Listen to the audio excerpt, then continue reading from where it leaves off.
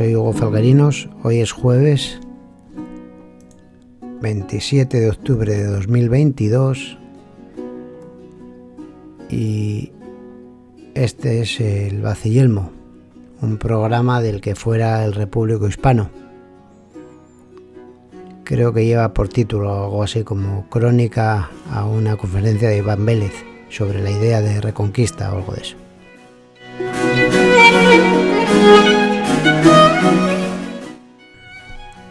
Bueno, es la cara de Vélez. La pasada tarde estuve presente en la conferencia que todos los lunes se imparte en la EFO.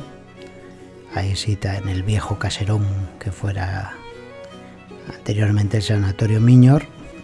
Y hacía un día muy bueno en Oviedo y tal, así que me acerqué hasta allí.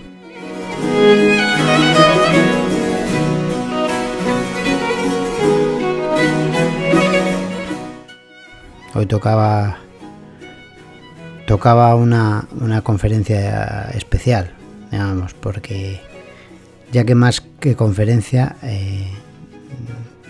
tenía por objeto la presentación de un libro, que es el libro es la última obra de Iván Vélez, que lleva por título Reconquista y que publica el sello La Esfera de los Libros.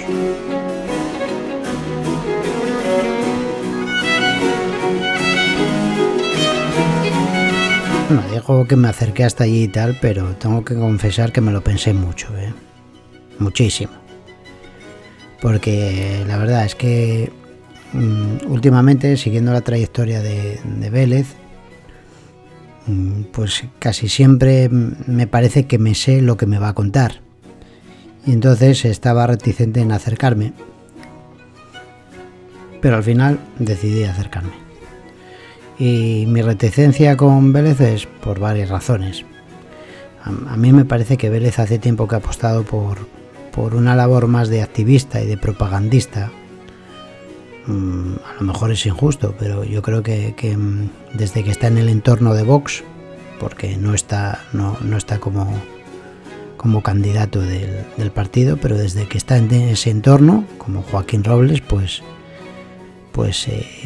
sigue unas determinadas líneas a la hora de publicar, a la hora de opinar incluso, etcétera. Así que me parece que además en las últimas obras Vélez se ha apartado bastante del estudio filosófico. Incluso en esta obra él ha reconocido que al tratarse de una obra publicada en la Esfera de los Libros, pues que no ha utilizado el herramental clasificatorio de bueno, pero ya es que es habitual que no lo haga. Que yo en varias obras que le he leído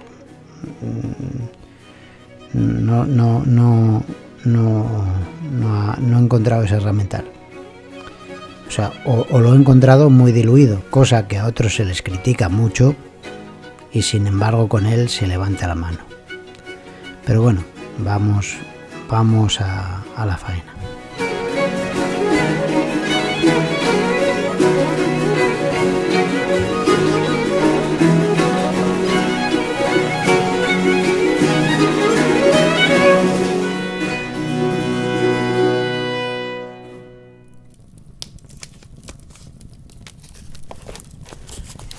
La actitud con la que me encaminé al sanatorio o a la fundación, Gustavo Bueno, fue la de un plumilla, ¿no? Me acerqué pensando en eso, en quedarme con unas cuantas cosas y trazar una croniquilla aquí, que me parece que no va a ser croniquilla, pero bueno, es por todo lo que voy a meter de vídeos y tal, pero a trazar una croniquilla. Hay veces que vas a participar en un debate filosófico, pero esta vez no, porque era una presentación y la verdad, si vas a una presentación de un libro, pues o vas a hacer elogio de la presentación en la presentación, porque era eso, era una presentación, en realidad no era una exposición de un tema que después vaya a salir en un libro o tal, sino que era una presentación. Entonces estaba presentándose un libro y tal, y bueno, pues simplemente fui allí a ver lo que se tenía que decir. Hubo un cierto debate, pero tampoco fue para mucho, y bueno, pues nada, más o menos lo que me imaginaba. Porque cuando llegué a la sala estaba llena, tuve que sentarme en una de las banquetas de estas de madera, estas sillas de madera que ponen al fondo del local para ampliar el aforo. Y el público, yo de las pocas veces que he ido ya me voy dando cuenta que el público va cambiando, depende de la participación. Bueno, eso es obvio, que siempre va cambiando, pero digamos que están los asiduos, pues don Tomás, por supuesto, Miguel Ángel, Marcelino, y unas determinadas caras que te das cuenta que van siempre a todas las conferencias. Y después hay otro tipo de gente que suele ir cuando, por ejemplo, pues los invitados son como Marcelo Gullo o como Vélez o como Robles López, de un cierto entorno ideológico, ¿no? No voy a decir que sean de Vox ni tal, pero sí que de un cierto margen ideológico que no es exactamente ya el filosófico. Y la conferencia, pues más o menos era lo que me esperaba, ¿no?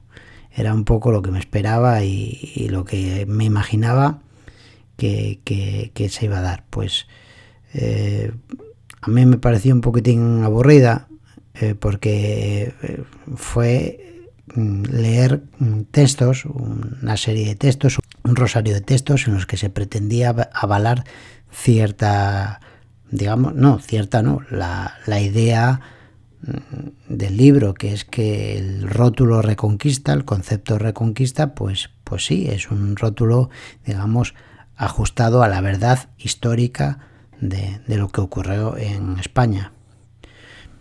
En cierta forma, el libro, y sobre todo después de haber visto aquel congreso que hizo Vox o tal, en el que salía la gente, los reyes católicos, la demás, pues el libro me pareció que evidentemente era un instrumento de propaganda. Lo que pasa que, bueno, con cierto rigor académico, también a escala divulgativa, era en cierta forma un instrumento para crear opinión en la gente a favor de esas corrientes historicistas de Vox. Y me parece que no digo nada que no sea una falsedad o que me meta con Vélez, sino que simplemente es eso, ¿no? O sea que el asunto es así. Con todo y con ello, Vélez, en un momento determinado, propuso una tesis que a mí me interesó bastante. Propuso esta tesis que dejo y que él se explique. Ir finalizando para abordar un poquito la evolución del término Reconquista. Vamos a ver, el término Reconquista aparece, en el sentido que nos ocupa, aparece en el siglo XVIII, no en el XIX, y esto, insisto, es bastante importante. Pero, sin embargo, en el siglo XVI hemos encontrado, en la traducción en el año 1511, en la traducción de Tirante el Blanco, se habla de cómo repartir un castillo, villa o ciudad recuperada, y ahí ya se habla del término Reconquista. Claro, si aparecieran más, no sé si aparecerán, pero si aparecieran, podríamos irnos un par de siglos antes a lo que yo he localizado, pero dejo este apunte por si surgen nuevos usos. Dicen en esta traducción: porque yo quiero y mando que todo ello sea repartido entre vosotros, los conquistadores de ese castillo, y por cuantos han sido heridos en la reconquista del castillo, villa o ciudad, reciban 2 partes, y cuantos queden estropeados de cualquiera de sus miembros y no puedan llevar armas, estos reciban 3 partes, y los que no hayan recibido mal alguno, reciban 1. Bueno, ese es un caso aislado que hemos encontrado en el siglo XVI, 1511. Pero, donde ya aparece un abundante uso, es en el siglo XVIII. A ver, en el año 1753 se comenzó a publicar, voy a tener que leer ahora casi todo, en español el libro Espectáculo de la naturaleza o conversaciones acerca de las particularidades de la historia natural que han parecido más a propósito para ejercitar una curiosidad útil y formarles la razón a los jóvenes lectores. Estos son títulos y no los que ponemos otros, ¿no? Obra del presbítero católico Noël Antoine Pluche, compuesta en 9 volúmenes, que se publicó en Francia en 1732 y 1742. Es decir, si ese fuera, y eso habría que indagarlo, el primer uso en francés, como mínimo estamos hablando ya de 3 siglos a falta de 10 años. 3 siglos, vamos a redondear, ¿no? En estas escalas se puede hablar así. En ellos, el vocablo reconquista es empleado para referirse a la conquista entendida como recuperación para la causa religiosa y política cristiana, en definitiva, de Toledo. Se da la circunstancia, y aquí en la sala alguien se sentirá aludido o aludida, se da la circunstancia de que el traductor de la obra fue el padre Esteban de Terreros y Pando, jesuita que dio la aprobación al padre Feijoo para publicar sus cartas eruditas y curiosas. Bueno, pues este es, en la traducción de esta obra, es donde creemos que es, al menos hasta donde hemos indagado, el primer uso en un sentido que encaja con lo que estamos hablando de reconquista. Y ahora voy a lanzar una tesis que habría que trabajarla más probablemente, pero que puede aclarar, ¿no? Vamos a ver, estamos hablando todo el rato de los godos y del ideal godo como inspirador de todo lo que ocurre, ¿no? en esos 8 siglos, ¿no? He puesto un montón de ejemplos y se podrían poner muchísimos más, ¿no?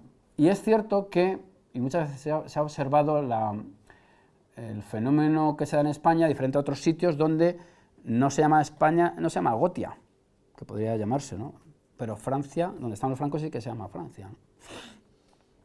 Y se llama Hispania. ¿Por qué? Pues precisamente porque hay un sustrato, porque además, pues esto encajaría también, incluso si volvemos otra vez al caso de Don Pelayo, entre indígenas, hispanoromanos y godos, esos 3 grupos que estarían relacionados, ¿no? Pero, ya que Francia tiene tan a gala su origen franco, valga la redundancia, en última instancia godo, yo quiero pensar que pudiera ser una explicación, no digo que tenga que valer, pero podría ser una explicación de por qué en Francia tendría sentido que hubiera aparecido esto.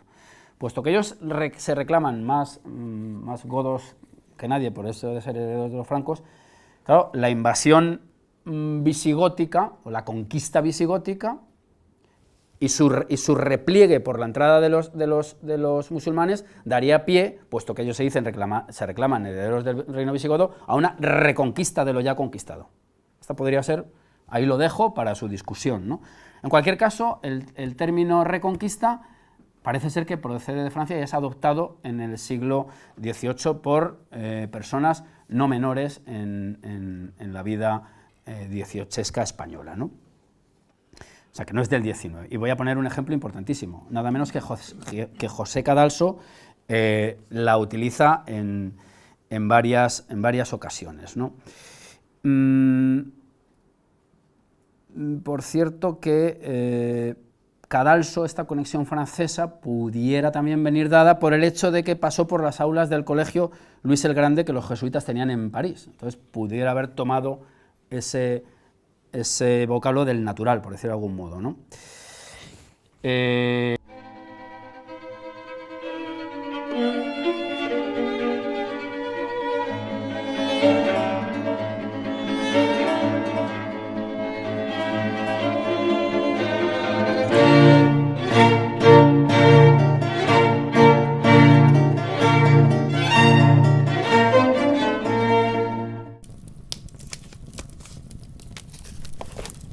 Pues está muy bien este corte, o yo creo que está muy bien, por eso lo selecciono, porque es la tesis, yo creo que es la gran tesis de toda la charla.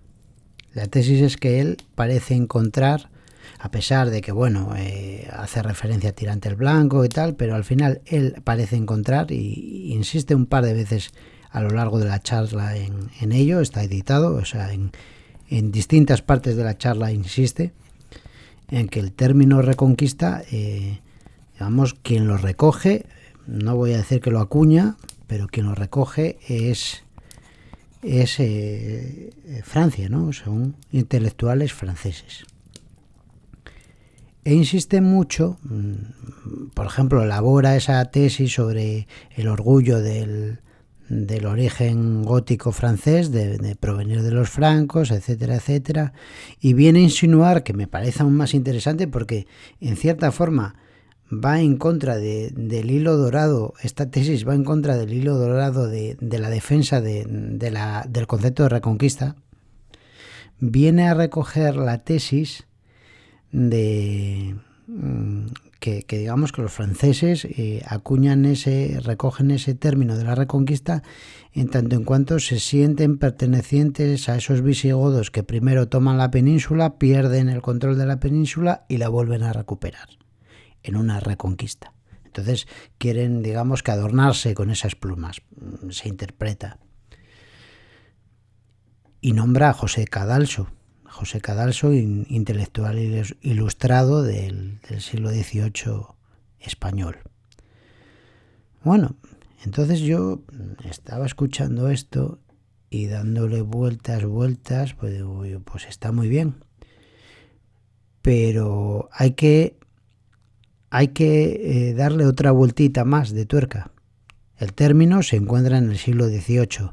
Él quiere poner distancia con el siglo XIX. ¿Por qué? El siglo XIX es el siglo del nacionalismo. Entonces viene a decirnos, no, el término ya se recoge en Francia en el siglo XVIII, pues no, ya no hay, digamos, el furor nacionalista de los franceses y estaríamos hablando de que reconquista es un término pues común que se manejaba, etcétera, etcétera. Y entonces, pues yo en ese momento recordé una conferencia ya muy lejana, pero que tengo aquí también en el disco duro del ordenador, mi disco duro, y la desempolvé, una conferencia en México, en el año 2010. Además, justo en ese día se estaba jugando el Mundial. Y en el Colegio en México la presidía Tomás Pérez Bejo, y uno de los participantes era el historiador español José María Portillo, Chema Portillo, y bueno, estaban hablando pues de del bicentenario, digamos, de las independencias. Y para hablar de eso, de lo que ocurrió en las independencias, pues Chema Portillo hizo o desarrolló ahí un friso muy interesante, que es cómo se iba conformando desde sus categorías la nación, ¿no? Primero él habla del debate europeo en el que se van forjando en el siglo XVIII, en el debate ilustrado, casi mejor decir, toda una gran operación del Reino de Francia. El debate europeo es una gran operación del Reino de Francia en el que se van a diseñar las futuras naciones del siglo XIX. No desde nuestra perspectiva ya puede verse ahí el germen, cómo va a desarrollarse. Y entonces, ¿cómo se van a desarrollar esas naciones? Pues la primera idea es la idea de nación literaria dentro de la República de las Letras. Esto de la República de las Letras tiene mucha miga, porque la República de las Letras, auspiciada por la monarquía absoluta francesa, montada a caballo de la publicación de la enciclopedia y con toda la intelectualidad francesa, digamos que diseñando y proyectando la Europa que después llegaría de mano de Napoleón, pero diseñándola clarísimamente. Y el primer paso es la nación literaria. Es un proyecto editorial, es un proyecto nematológico. Como hoy, por ejemplo, el futuro está diseñándose, yo qué sé, en los tíos de Twitch, en Ibai, en esta gente, pues en las redes sociales. Pues en aquel momento la Europa del 19 estaba diseñándose, dibujándose, esbozándose mejor, porque sería mucho mejor decir que es un esbozo en el campo literario. en el campo literario. Así que esa distancia que quiere poner Vélez con el 19 por el nacionalismo ya no es tan buena idea. Pero antes de seguir yo, voy a dejar el extracto, el recorte de Portillo, que se explica mucho mejor y con mucha más locuacidad. Bien, podemos rastrear este lenguaje desde finales del siglo XVIII, y yo para ello lo que hago en mi ponencia es analizar este lenguaje viéndolo desde lo que entiendo que es no la sustitución, pero sí la acumulación o solapamiento de tres formas distintas de entender la nación española.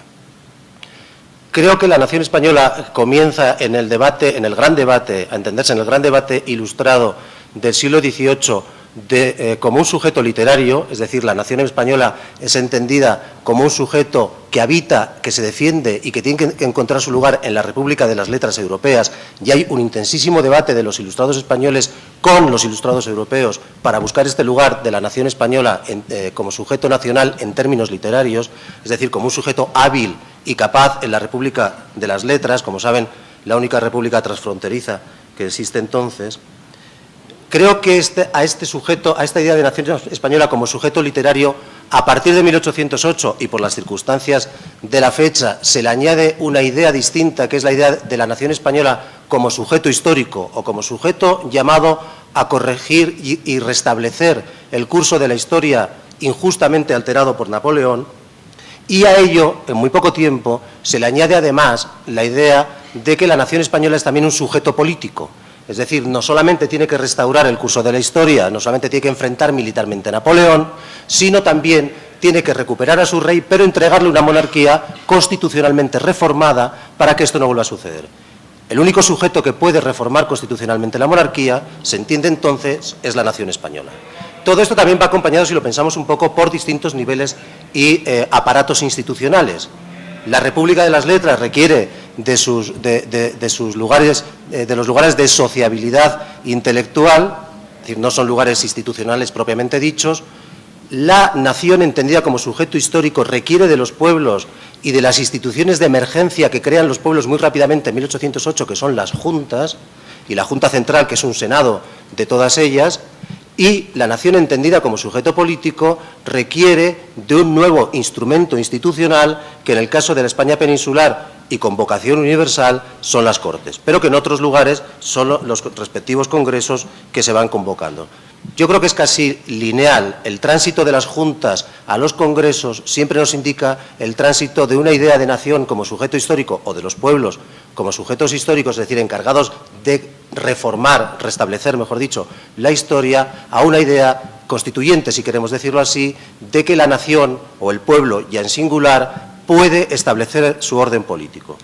Pues bien, ¿cuál es la idea de mi texto? La idea de mi texto es que en todas estas manifestaciones de nación que aparecen en España entre finales del siglo XVIII y los años 20 del siglo XIX, la nación como sujeto literario, la nación como sujeto histórico o la nación como sujeto político, en todas ellas se produce sistemáticamente un cortocircuito cuando se trata de incorporar a América dentro de esa idea de nación.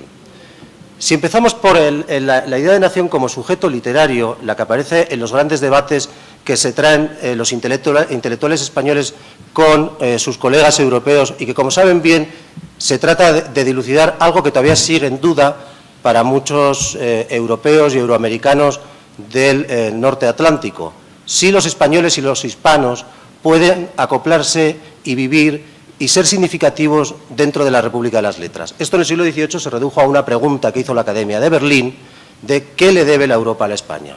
La respuesta del abate de Nina, como saben, fue nada, porque España, en términos literarios, en términos de civilización, no cuenta. Montesquieu lo había dicho muy claramente en El espíritu de las leyes. La monarquía española está a medio camino, literalmente, no solo geográficamente, sino sobre todo culturalmente, está a medio camino entre Turquía e Inglaterra. Es un raro género de monarquía, mezcla de clericracia y mezcla de monarquía católica con un aparato imperial gigantesco, en el cual la parte importante, decía Montesquieu, ya es América, no es la península, y por lo tanto es una monarquía muy extraña. No puede pertenecer a la República de las Letras en términos de regularidad. Pues bien, todo el énfasis de la intelectualidad española, desde Mayans y Siscar en los años 30 y 40 del siglo XVIII, es demostrar que sí, que tienen lugar en la República de las Letras. De ahí la defensa de las glorias de la nación española. Esto es la idea de la nación española en términos literarios. ¿Qué es lo que me parece interesante? Lo que me parece interesante es que exactamente al mismo tiempo, y cronológicamente esclavado, cuando escribe Mayans, escribe Eguiara y Eguren, su biblioteca mexicana, cuando escribe Cadalso, escribe Clavijero, y cuando escribe Jovellanos, está escribiendo Enrique Granados y Gálvez. Los americanos están defendiendo su lugar dentro de la República de las Letras española. Están haciendo exactamente el mismo ejercicio que hacen los peninsulares y se están tratando de incorporar también a esa idea de nación, de glorias de la nación española. Que si la conquista es cosa de ellos, que si Sor Juana Inés de la Cruz, que si las grandes obras arquitectónicas de México. Es decir, y a poco que uno se pasee por esta ciudad, por el casco histórico de esta ciudad, puede ver que motivos no les faltaban ninguno para hacer esta reivindicación. Bien, ¿cuál es la recepción que hay en la intelectualidad española de finales del siglo XVIII sobre esto? Yo no diré que desprecio, pero desde luego una prácticamente absoluta ignorancia de lo que se está produciendo en América.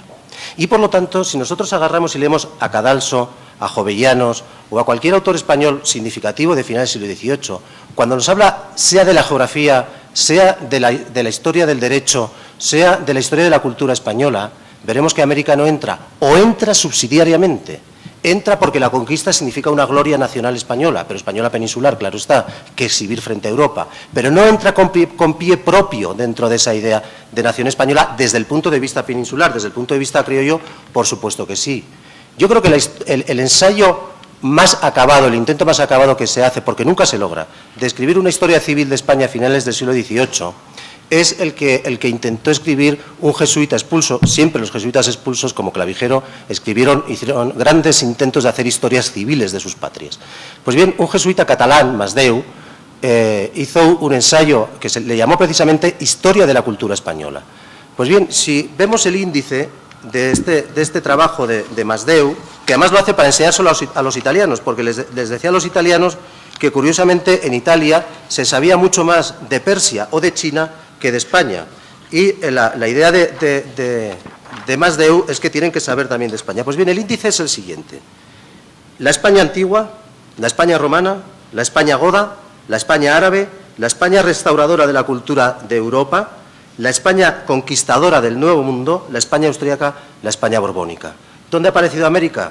En la conquista, como parte de esa línea histórica que es puramente española peninsular, es decir, es desde la Roma antigua hasta los Borbones, y América aparece solamente en el momento en que tiene que ser parte de la gloria de la nación española, de la nación peninsular. Este ejercicio se podría hacer incluso con la geografía física. Cuando se hacen mapas de España, el de Tomás González quizás sea el mejor, ¿no?, que existe a finales del siglo XVIII, los mapas de España son de España peninsular.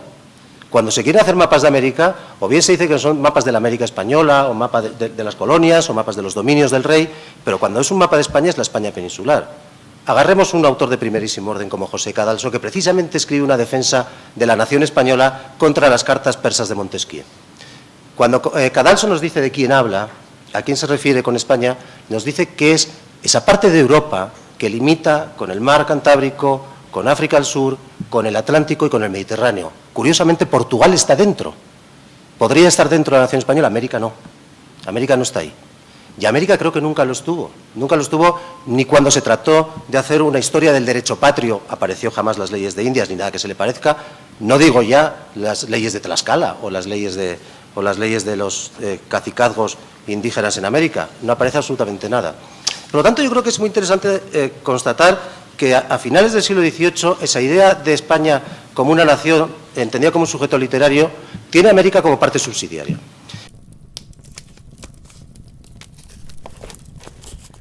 Bueno, pues me parece que es interesantísimo y que da muchísimo color a ese hallazgo y a esa tesis de Iván Vélez.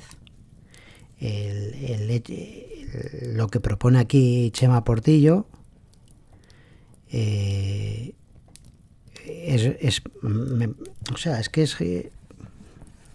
se me agolpan las ideas, porque digamos que en la obra en la que Vélez encuentra el rótulo, el término Reconquista, es una obra que se publica por primera vez en 1732 y se vuelve a publicar en 1742. En 1748 se publica El espíritu de las leyes. Y en el espíritu de las leyes es donde se hace esa referencia que hace Portillo, en el que compara la monarquía española con la monarquía turca o con una monarquía exótica, clericracia, o sea, todos esos tintes negros que se dibujan, y que lo explica también Portillo, yo no tengo esa locuacidad, pues creo que encontré algo parecido en El espíritu de las leyes, lo tengo aquí, le voy a echar una lectura, una leidita. Es en el capítulo 22, al final, en la parte 4, el capítulo 22 del libro 21. Y dice así, lo he puesto muchísimas veces en Twitter: las Indias y España son dos potencias bajo un mismo dueño, pero las Indias son la principal. España no es sino accesoria. En vano la política quiere hacer principal a lo accesorio. Las Indias atraen siempre a España hacia sí. Y esto me parece, esto es un ortograma, el capítulo, estoy ojeándolo ahora mismo, capítulo 22 de las riquezas que España sacó de América, se titula, capítulo 22 del libro 21, de la parte 4. Pues, y es interesantísimo todo el libro, todo el espíritu de las leyes, las comparaciones constantes entre España y China son constantes. Entre España y China está comparándosela constantemente. Hay una comparación total. Y aquí lo que vemos es, que hay un debate, siglo XVIII, los ilustrados, que el término Reconquista aparece ahí, donde nos dice Iván Vélez, que propone esa tesis del orgullo de los franceses por ser herederos de los francos, y resulta que también hay una lucha entre un tipo de monarquía, el absolutismo, y otro tipo de monarquía que definió Eliot y otro historiador alemán como monarquía compuesta o agregada, que es otra escala, que es lo que nosotros llamamos, en realidad, la monarquía católica era una república, era una especie de confederación de repúblicas urbanas católicas, era una cosa que funcionaba a otra escala muy distinta de la monarquía absoluta. Son dos monarquías de estirpes distintas.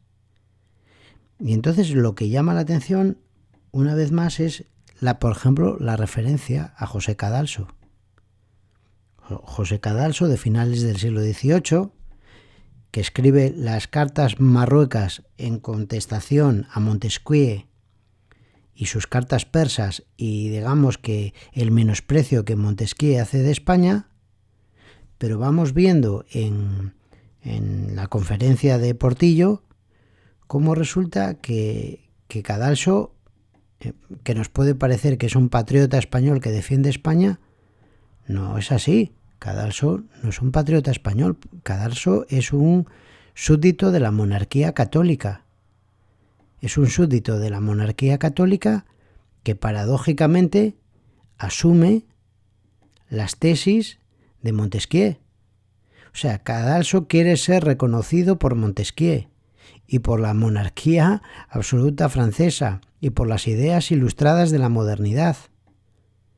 Y entonces lo que hace ahí él y otros ilustrados como él de la península es entrar al juego de definir España como por los límites peninsulares, cuando hasta entonces España es el imperio, es el hecho imperial. Y resulta que asume el término reconquista, que en cierto modo el concepto reconquista pone a España bajo el orden gótico, del que los mayores representantes son los franceses, y limita a España a la extensión de la península ibérica. Es decir, la reconquista es la reconquista de la península y punto, y se acabó. Y a partir de ahí es otra historia, no hay nada más. La pelea que hay entre intelectuales peninsulares y, por ejemplo, intelectuales novohispanos, que la Nueva España en ese momento del siglo XVIII, el momento de Cadalso, es el virreinato más rico y la zona más rica de toda la monarquía católica, es y sobre eso estudia Montesquieu. Montesquieu se da cuenta del poder enorme que tienen las figuras virreinales en América, y que eso podría ser un imperio que se generase contra Europa, contra la Europa que ellos están diseñando, y por lo tanto dice, hay que sacar a la península de ahí y tutelarla a nosotros. ¿No responde el término reconquista perfectamente a ese ideal? Es decir, cuando estamos utilizando el término reconquista, no estamos en cierto modo negando la idea de imperio, del hecho imperial hispánico. Esta idea que yo pues me fragué en la cabeza, estaba allí y ya digo, no quise intervenir y no quise tal, pero en cierto modo la vino a exponer Tomás García López. O sea, Tomás García López vino a decir, oye, en el libro no desarrollas la idea filosófica de imperio. La respuesta de Iván Vélez fue que el libro es un libro de divulgación, de conocimientos para gente que no esté metida en el ámbito filosófico y hispánico, pero claro, lo que estás divulgando es un concepto que va en contra de la idea de imperio. Bueno, dejo aquí el corte y que se escuche. Y aquí voy a parar, ¿verdad? Que todo lo relativo al reino visigodo y al reino hispano-romano, como es proto-España, pues hay que tener mucho cuidado, hay que considerar. El propio Iván ha recurrido a una terminología que es muy interesante, y es que en este proceso que él ha denominado reconquista, pues no se restaura el reino visigodo, imposible. Sencillamente, si echamos mano de los textos de Gustavo Bueno en España frente a Europa, dice que es una sociedad de nuevo cuño, es otra cosa, no es la reconstrucción o lo que sería la restauración del reino godo, es otra cosa, ¿verdad? Y entonces aquí es donde yo creo, por supuesto, todas las referencias que ha hecho él a la idea de reconquista, pues bien tenidas en cuenta, es un término afortunado, pero a mi juicio, y es lo que yo le quiero plantear aquí, ¿verdad?, es hasta qué punto desde una filosofía de la historia como la que aparece en España frente a Europa, se pueda seguir manteniendo, ¿verdad?, la idea de reconquista al lado de la idea de apropiación e imperio. Porque es que la obra de don Gustavo, que aborda precisamente la idea de imperio, pues esa idea de imperio católico que luego se traslada pues a Hispanoamérica, ¿verdad?, pues esa idea quedaría coja si no se empieza precisamente por el impulso imperial de los reyes asturleoneses. Y entonces que la idea de imperio de alguna manera problematiza la idea de mantener la idea de reconquista, con independencia de que lo haya encontrado pues en textos del siglo XVI, del siglo XVIII, sin duda. Es un término afortunado, pero desde una filosofía de la historia como la que se mantiene en esta casa, pues acaso sean nematologías. Esto es lo que yo quiero plantear, ponérselo a Iván para que él, pues de alguna manera... Luego yo quería hacerte algunas preguntas. Claro, es eso. Muy bien, don Tomás, muy bien. Hay veces que me meto con él, pero muy bien siempre, aunque supongo que iré otro día y me reñirá. Pero es eso, es exactamente eso. Es decir, el término reconquista, que se recoge por primera vez en Francia, conviene a la monarquía absoluta francesa y después a la República de Francia. El término reconquista está conectado con la idea de Europa, de España es Europa. Esto que venimos diciendo muchas veces, y es un concepto antiimperial. Claro, ese es el asunto. O sea, toda la propaganda que se hace a favor de la reconquista sigue el ortograma de Montesquieu. España y a la América española, el mundo, o ahora que lo quieren llamar la iberofonía, deben estar desconectados. Y España debe estar bajo la tutela de Francia. Es un ortograma que, ya digo, es desde 1748, enunciado en el espíritu de las leyes, se publicó ahí por primera vez y sigue vigente desde entonces. Y enseguida, más de 200 años, más de 250 en el 48, pues en 20 y pico años cumplirá 300 años. España debe ser tutelada por Francia y nunca debe permitirse a España conectar con América. Lo deseable es con la hispánica, pero ni siquiera con la norteamericana, ni siquiera con Estados Unidos. Y eso se cumple escrupulosamente. La idea del cierre de España, del cierre de las columnas reconquistando España y frenándose ahí, esa es la idea perfecta para Francia. ¿Por qué? Porque en el fondo esos trinitarios que bajan ahí a reconquistar España, pues son franceses, ¿no? Son trinitarios cluniacenses. Y esta fórmula, este concepto del Renacimiento es completamente asumido por la Academia Histórica Medievalista Francesa. Eso lo dice uno de los demonios y uno de los personajes peor vistos aquí, que es González Ferrín, del que hablaremos en la segunda parte. Pero aquí ya se presenta el problema. Este es el problema que tiene la exposición y la obra de Vélez, que encima se profundiza al ser un libro el que presenta de divulgación. Es decir, divulga ideas filosóficas que van metidas ahí. Por eso es necesario hacer la crítica, como pide don Tomás, ideas filosóficas europeístas, filoeuropeístas.